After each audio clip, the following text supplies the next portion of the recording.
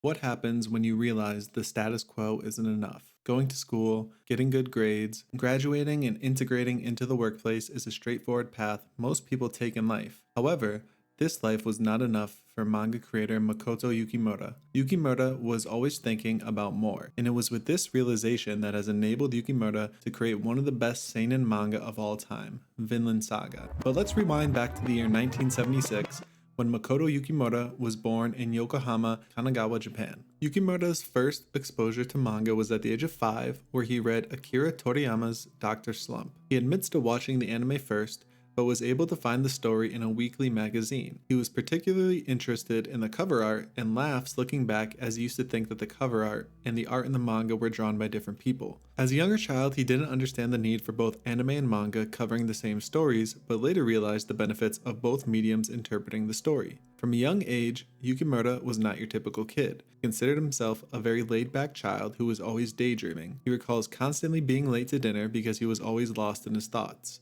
Although he mainly kept to himself, he recalls wondering why his friends were always in such a hurry in life. Although his parents were born in a generation where the stereotype that reading manga made you an idiot, they surprisingly didn't say anything to Yukimura as a child for reading it. He remembers them not even caring when he told them he wanted to draw manga as a job at the age of 16. Even though his parents didn't say much when he told them about pursuing manga, they did give him basic advice like to watch out for cars. However, Yukimura was involved in not one, but two near-death car accidents as a kid. The first, he was on his way to play in the park with his friends when a sedan hit him in the side, causing him to roll over the entire car. He recounts being surprised that he wasn't too badly injured from the event, and even went on to go down to the park and play with his friends still. The second, Yukimura was with his sister driving downhill together when a car suddenly appeared and they went headfirst into the side of the car, resulting in Makoto being launched from the back seat like a catapult. He recalls his sister saying, "Mako, you're flying." Thankfully, he wasn't injured again, and they decided to keep that incident a secret from their parents. So, after avoiding two near-death accidents, Yukimura recounts not really changing his way of thinking. He remained lost in his thoughts and admits his way of thinking is different. Yukimura claims there is something lacking in him, as he doesn't fully comprehend conversations. Even when he's trying his hardest to concentrate on them, his mind will still wander for brief moments. This led to inattentiveness in class, where Yukimura graduated from Suginami High School and would later graduate from Chuo University. He recalls not having much of a social life in high school, and what really affected him was watching all of his peers around him study so hard, while he admits to not fitting in and living in his own world. Yukimura would constantly space out for entire classes, especially ones that didn't interest him, and the bell ring would snap him out of his daydreaming, only to look down and see his notebook had no notes, but instead manga drawings. Even though Yukimura had trouble focusing in most of his classes, there was one particular teacher who was able to keep his attention. It was a literature teacher who had bizarre interpretations of the material he was lecturing about. This teacher introduced Yukimura to what would become his first influence, a German fiction author named Michael Ende. The reason he had such a large influence on Yukimura was, quote, "It was the first book I knew of in which someone wrote a book because he had a sense of obligation and a goal in relation to society and the world. I thought that someone who wrote a book because he felt that it was something he had to do was a rather beautiful thing to wish for." It was around this time when Yukimura decided he wanted to pursue a career becoming a manga author. He had somewhat of an existential crisis, as he had anxiety thinking of the bigger picture in life, rather than just school. He says, quote, "Anxiety was the only thing I really felt. In a way, isn't school a microcosm for society? Despite it being a microcosm, there's this feeling of being left behind.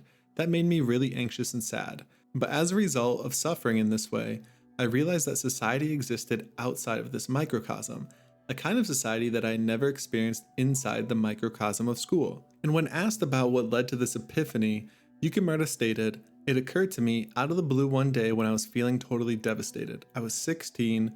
One autumn day after school, I thought to myself, I'll finish high school because if I don't, it'll make my parents sad. But participating in a society reflected in this kind of microcosm will be impossible. It was just like that moment when a cup is filled to the brim with water and suddenly the surface tension breaks and it overflows."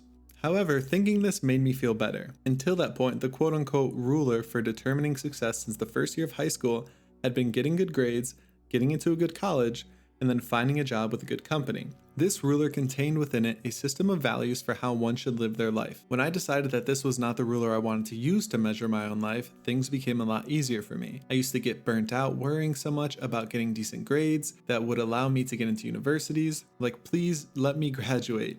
Realizing that there was another way to live was a lifesaver. Of course, I think it made my parents nervous. In that era, there was still a deeply rooted notion that one's academic background was important and working for a good company made you a good person. Back then, this was like saying your child is the type of kid who won't find their way in the world. It was like throwing away the most important ruler and placing it with a new ruler that was a little bent and covered with indecipherable markings. This revelation would be the catalyst that pushed Yukimura into pursuing his dream of becoming a mangaka, as he started really studying manga and 2 years later would be recruited as an assistant. After graduating, Yukimura would meet Kaiji Kawaguchi and Shin Murimura, who would teach him to draw and embrace his own style of storytelling. During his job as a manga assistant, Yukimura would go on to meet his now wife, with whom he has 2 kids with.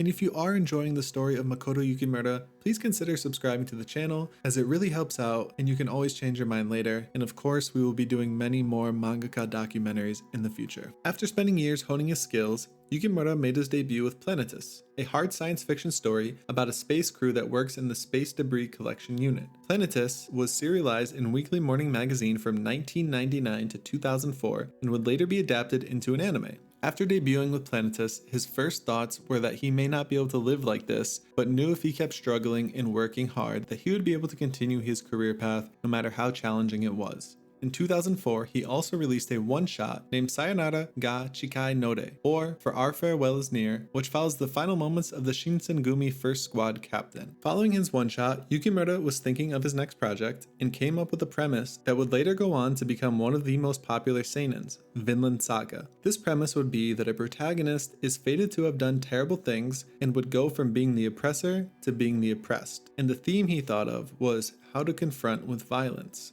After doing much research and even visiting Iceland multiple times in order to ensure historical accuracy, Yukimura decided that the Viking civilization would be the perfect fit to his story. Not to mention, he had a fascination with Vikings as a child. In 2005, Yukimura released Vinland Saga, which was first serialized in Weekly Shonen magazine. Vinland Saga follows King Canute the Great's rise to power with a revenge plot centered on Thorfinn, the son of a murdered ex-warrior who now serves under a group of mercenaries responsible for the deed. Vinland Saga's initial release would not be the best, as it would be moved to the monthly afternoon magazine due to release pacing issues, as Yukimura had trouble keeping up with deadlines in the weekly production schedule. Upon release, local reception wasn't all the best either, but luckily the story had garnered much attention to the international manga community. It was there that Vinland Saga was praised for its attention to detail, story, and action sequences. In 2008, it was nominated for the first Manga Taisho Award and would go on to win the grand prize of the manga division at the 13th Japan Media Arts Festival in 2009. In 2012, Vinland Saga would win Kodansha's 36th Manga Award for Best General Manga. When diving into Yukimura's process, we learn that he has had most of, if not all of Vinland Saga planned out from the beginning. Although the story revolves around violent and brutal civilizations, Yukimura admits to hating violence himself. He says, quote, "I really don't like violence, which is why I've thought long and hard about how to deal with it and attempted to express that through this story." He originally planned on the series to take 10 years, but that has now been stretched. He planned on having 4 arcs to complete the story and has planned on finishing the story at 22 volumes. Although he had much of Vinland Saga planned out, Yukimura has admitted throwing out entire manuscripts due to his extremely high standards, as he considers himself a perfectionist. When constructing such a long story, Yukimura has often worried about writing the actual arcs in fear of mishandling the story. He often looks to Hajime Isayama, creator of Attack on Titan, as he praises his ability to draw the story without a break and the handling of a character arc, especially when it's spiraling out of control. On the flip side, Isayama admires Yukimura's meticulous art, foreshadowing, and ability to create such a high-quality historical story. The two seem to be friends and have been in multiple interviews together as well. When creating the main protagonist for Vinland Saga, Yukimura states, "I wanted to draw a protagonist who knows about painful feelings, oppressed feelings, and human afflictions very well. Thorfinn doesn't have a big body, any special abilities, or possess anything of great value. However, what makes him worthy of being a main character is he has suffered enough to understand the pain and suffering of human beings. That's the most remarkable feature of Thorfinn. Having the readers happy is the most important thing, and I do the research for that objective. When setting the scene for Vinland Saga, he tries to create a balance of historically accurate portrayals with entertainment in manga, as he says historically accurate events may not always be the most fun, and manga is about fun, so he tries to put entertainment first. He feels that there are no borders to enjoy anime, and that is part of the reason he has created a story about Vikings, even though he's from the East and was actually scared when releasing the manga that people from Iceland would be mad at him, but he was relieved to hear that readers were happy that there was a manga about their country. When drawing characters, Yukimura focuses much of his detail on characters' hands, as he believes it is the most expressive part of the body aside from the face. He is heavily influenced by younger artists of the newer generations and also artists with high amounts of realism, and when asked if there are any scenes from Vinland Saga drawn from Yukimura's own experience, he says, quote, "The part where Thorfinn says, 'Please, I won't ask you to forgive me, but allow me to live a bit longer. I've been drawing manga for 20 years. There's always a shadow of guilt that hangs over me. I'm sorry for being so selfish, so I feel I have to at the very least draw something that readers will love. I'm nothing without that.'" Thorfinn is a young Viking from medieval Europe. Since his teens, he's pillaged, fought in wars, and done many terrible things.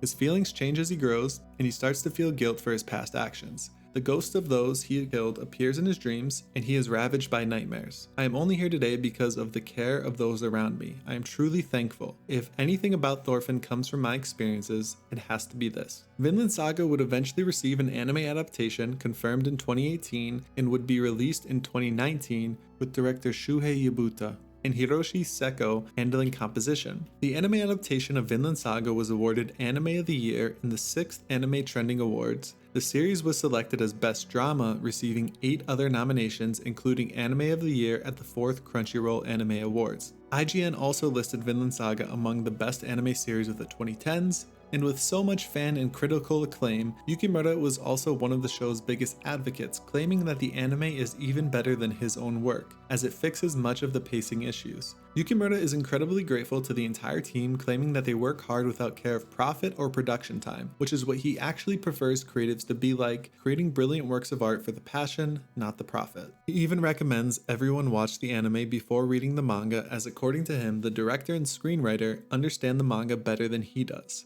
He even enjoys the original parts included in the anime and works very closely with director Yabuta. Vinland Saga was subsequently picked up for a second season, which is going to be animated by the famous studio Mappa and will be set to air January 2023. Yukimura guarantees season 2 will be incredible, stating how much extra detail has been put into the characters and backgrounds. To date, the manga has sold over 5.5 million copies and has over 7 million in circulation, and there are currently 26 volumes published, 4 more than he has originally planned for. With all of Yukimura's success surrounding Vinland Saga, he was able to draw a 7-page crossover manga chapter between the series and the video game Assassin's Creed Valhalla in 2020. In his free time, Yukimura enjoys watching My Dress Up Darling and pretending not to notice fans asking him about season 2 on social medias until it was officially confirmed. He claims to have been glossing over all of the tweets asking about it as he didn't want to spoil anything. Due to all of the artwork and international support that he gets, he feels as though he has friends all over the world and claims he is the luckiest mangaka alive due to how much he loves the anime adaptation. After pondering the existence of both anime and manga as a kid,